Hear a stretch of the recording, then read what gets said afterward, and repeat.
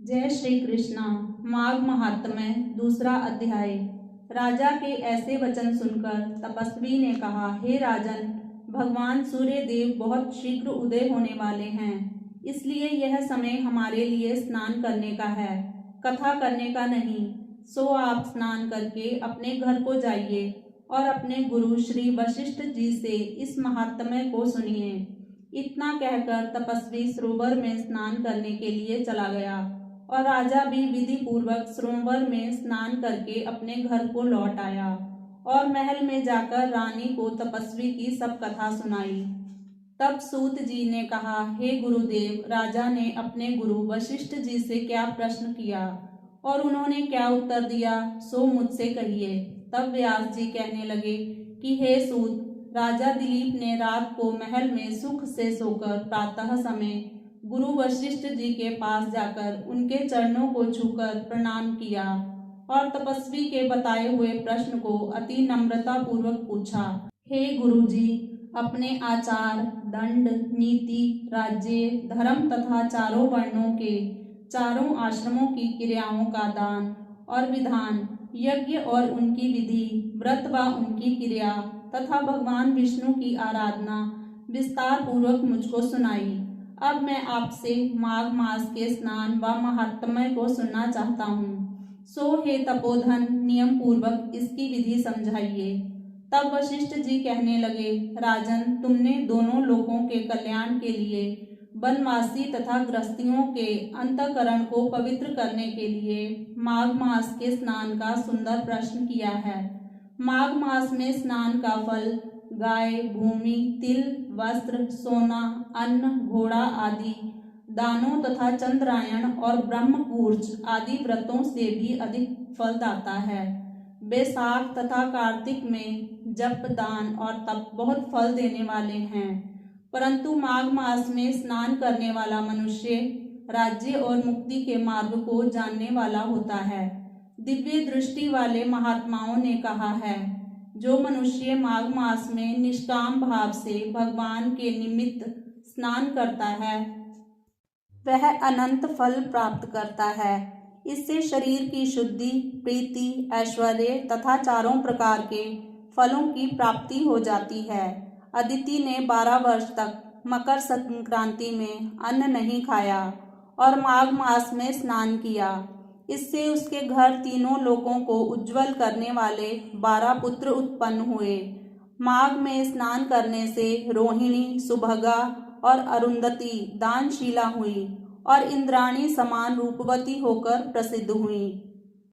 जो माघ में स्नान करते हैं तथा देवताओं की सेवा को तत्पर रहते हैं, उनको सुंदर स्थान, हाथी तथा घोड़ों की सवारी एवं दान करने के लिए धन भी प्राप्त होता है और अतिथियों से उनका घर सदैव भरा रहता है। उनके घरों में सदा वेदों की ध्वनि होती रहती है। वह मनुष्य धन्य हैं जो माघ मास में स्नान करते हैं, दान देते हैं तथा व्रत और नियमों का पालन करते हैं।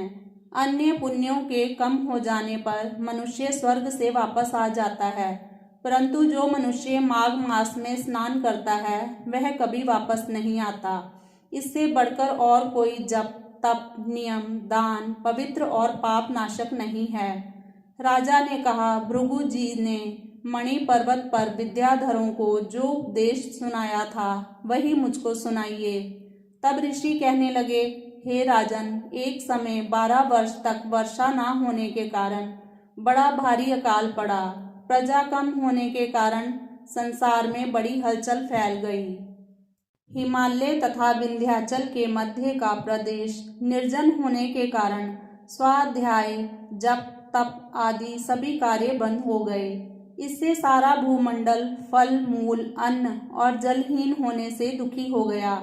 तब विंध्याचल के नीचे बहती हुई रेवा नदी के सुंदर वृक्षों से भरे अपने आश्रम से निकलकर भृगु ऋषि अपने शिष्यों सहित हिमालय पर्वत पर गए। इस पर्वत की चोटी नीली और नीचे का भाग सुनहरी होने के कारण पर्वत पीतांबरधारी श्री विष्णु भगवान के समान लगता था।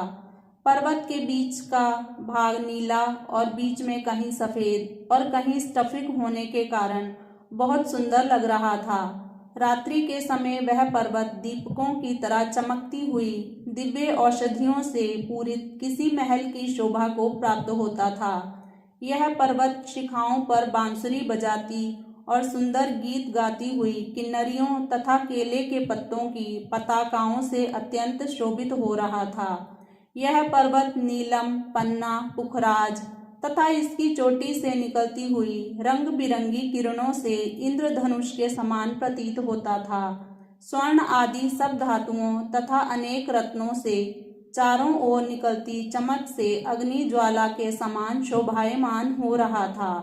इसकी गुफाओं में काम पीड़ित विद्याधारी अपने पतियों के साथ रमण करती हैं और गुफाओं में ऐसे ऋषि मुनि जिन्होंने संसार के सब क्लेशों को जीत लिया है, रात दिन ब्रह्मा का ध्यान करते हैं और कई एक रुद्राक्ष की माला हाथ में लेकर शिव की आराधना कर रहे हैं।